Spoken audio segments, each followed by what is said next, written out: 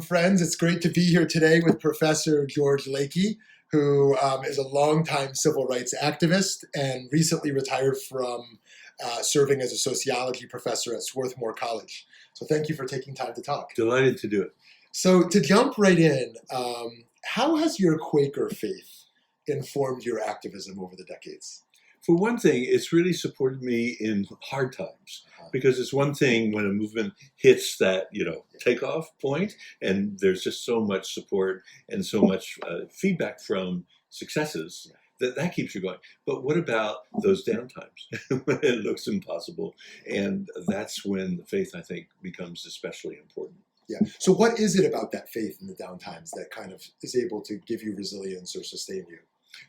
A sense that I'm part of something way, way larger that not only transcends this historical moment, but is also operating within me. So it's the living water of the tree of life that animates us. And sometimes in the midst of the busyness of a rapidly ascending movement, we can even lose track of that because there's so much else to do. But then in the down times, it's terrific to remember, but wait a minute, I have this inner life that is also reflective of the Supreme Being. Oh, that's amazing. Yeah, that resonates a lot for me. Thank you so much. Yeah. So you've been doing human rights activism for over 60 years. That's right. In what ways do you think activism has become easier? And in what ways has it actually become more complicated over these decades? It's become easier for the same reason it's become more complicated, which is that we're engaged in right now a society-wide polarization process, right? In which the center is shrinking and the wings, the right and the left, are growing. And that polarization process actually makes it easier because it means more people are available. You could say that society is heating up and there's more volatility, and more people who had been resistant to social activism previously are now moving, right? So, for example, school strikes in response to a Swedish teenager calls us out of school, and we go out of school on Fridays, right? That was not possible 5 years ago. But because of the polarization, that kind of thing becomes available, and that makes it easier. However, what makes it harder is the polarization is kind of hard on the heart, because along with polarization comes the violence and the extremity. The synagogue around the corner from where I live, who calls me up and says, "Hey, please come Friday night again. We'd appreciate nonviolent bodyguarding because the congregation is feeling uneasy again because of the bombing somewhere else," and so on. So of course a bunch of us rush over and are trying to be helpful. But that sense of increased level of danger and can also lead to a sense of despair or desperateness. And the best actions we take are not done with desperateness. Yeah. So it's both more people are available for the movement. The movements are growing everywhere I go. I'm traveling all over the country on book tour for my current book, How We Win. And that's, of course, a book in demand right now, How We Win. So that's fun, and the bookstore's full and that kind of thing. On the other hand, the downside is then how do we deal with the shocking massacres and such that happen? Yeah. So to pick up on that front, what do we do spiritually with despair? Some people feel despair about the future of this country, knowing what we know about close to a majority of voters. And more commonly, people feel despair around climate change. And how do we spiritually combat that? I learned a lot from Dr. King from that, not because I knew him personally. I'd been in the same room with him, but more like sort of watching him carefully. And I was close to a colleague of his, Bayard Rustin, who was his major, strategist. And Dr. King, my sense of his strategy was to make friends with his despair. He would often talk about it. He would talk about it in sermons and so on. And it's one thing to deny despair and then let it run you. It's another thing to say, hey, despair is accompanying me. It is a part of my reality, my daily reality, and I will make friends with it and just understand, it's right there along with me. And there's something about ending the denial, ending the resistance to it, but accepting that goes with the territory, that then frees me up to notice the funny things that happen, and Yeah. there's always funny things that happen Yeah. in movement life, Yeah. and the contradictions, and also being able to laugh at myself and my own foolishness and all the mistakes that I make, so that it all works out in the end. Love it, love it. So who were some of your role models in activism in your formative years? Mm-hmm. And who are some people you continue to look up to doing the work today? Well, certainly this guy, Byron Rustin, was very, very important to me, because he started as very young as a high schooler, a black guy, as a high schooler in a northern town, being so bold. I think he was 16, as to sit in the whites only section of the movie theater, even in high school still, and he got away with it partly because he was a football star. But anyway, so his getting that very early start and then learning so much and being so willing to share it. So he was hugely important to me. But a lot of he was a Quaker actually, and a lot of other Quakers were important as role models for me. Yeah, and today? And today, I'm lately again being inspired by Alice Paul. This is the 100th anniversary of women's suffrage, right? In our country. Well, Alice Paul was the leader of the militant wing of the women's suffragists, the Nonviolent Direct Action wing, which for the first time in American history picketed the White House, did all kinds of things that were so out of women's role. Right. Obedient at home, right? So out of character, and she was so bold and so willing to be part of a polarizing process. Yeah. And it's very funny because the popular image of Quakers is kind of peace, peace, peace. Peace, peace, peace, be at peace, be at peace. And there she was making trouble all the time. Yeah.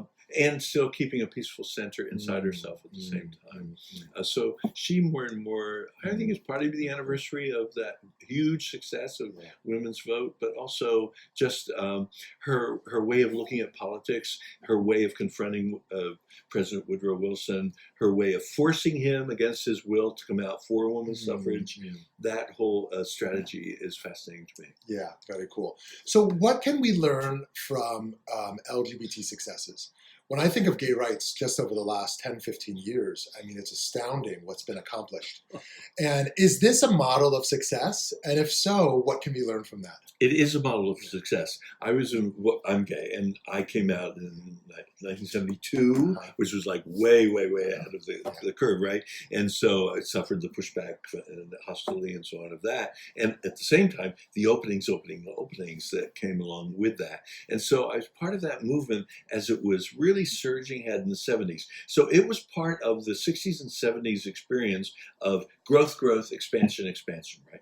So then in the 1980s, it was Ronald Reagan's job as president to lead the counteroffensive against the movements, which was highly effective because the movements, except for LGBT, went on the defensive. The labor movement went on the defensive, the civil rights movement and the defensive, women's movement, environmentalists, all the major movements of the 60s and 70s went on the defensive, except LGBT, because my movement kept pressing onward and onward. And what I mean by going on the offensive is setting new goals, not just trying to hang on to the same old, what has previously been achieved, which is what labor and civil rights did.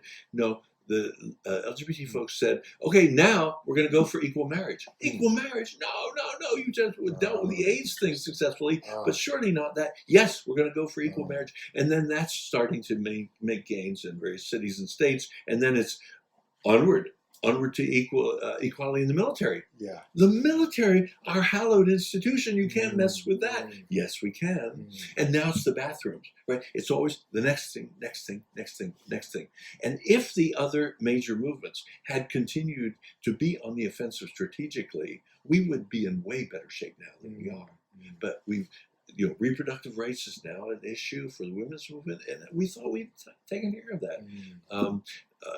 Voting rights is now an issue, but the civil rights movement handled that, right? Well, it did, and then there's been the backsliding. So there's backsliding on labor, backsliding on all those fronts, because the worst thing you can do is go on the defensive strategically. Yeah. And what you have to do is go forward. That's what LGBT did, and that's why we are a model for the other movements. Great. Last question, I think. Mhm. No, I take that back. First of all, why did you write this book? How We Win. Is that what it's called? How We Win? Yeah, How We Win. How We Win. Why did you write that? And what's your sort of primary argument over there? Well, the previous book was called Viking Economics, and it was looking in depth at Norway, Sweden, Denmark, and trying to understand how did they get from being 100 years ago a mess, such a mess that a lot of Norwegians were coming here, right? And Swedes and so on, getting out of town because of those countries were in such a wrecking shape. And now they're at the top of the heap. They're far in advance of the United States. More individual freedom than we have.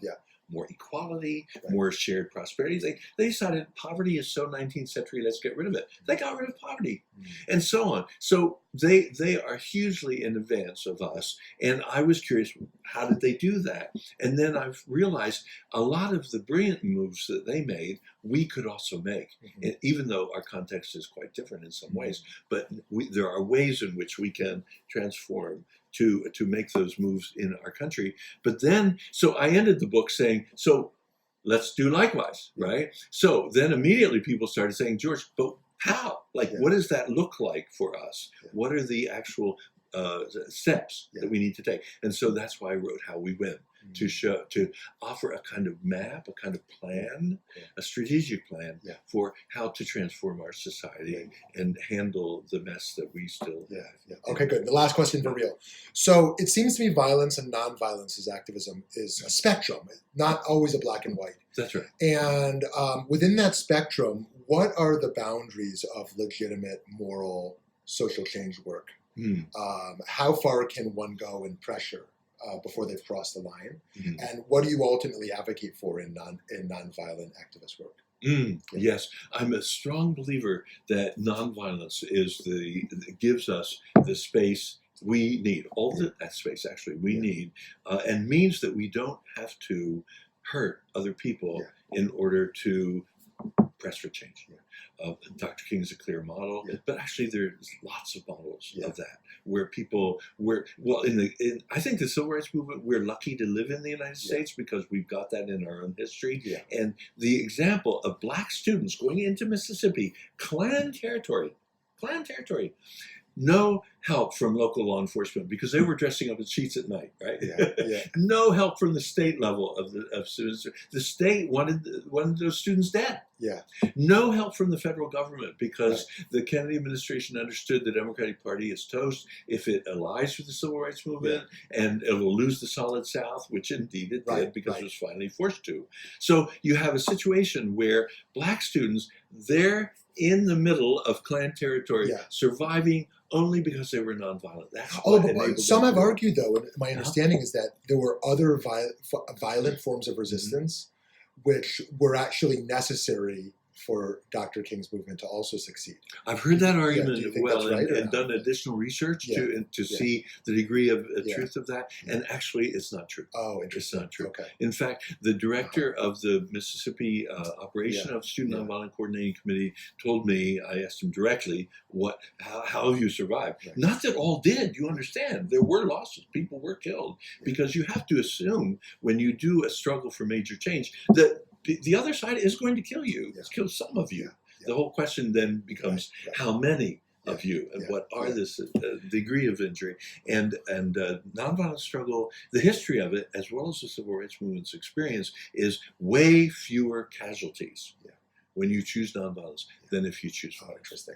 Wishing you lots of continued success in your teaching and writing and leading. Thank you very much. Friends, be sure to check out Professor George Lakey's new book, How We Win, and other publications and teachings.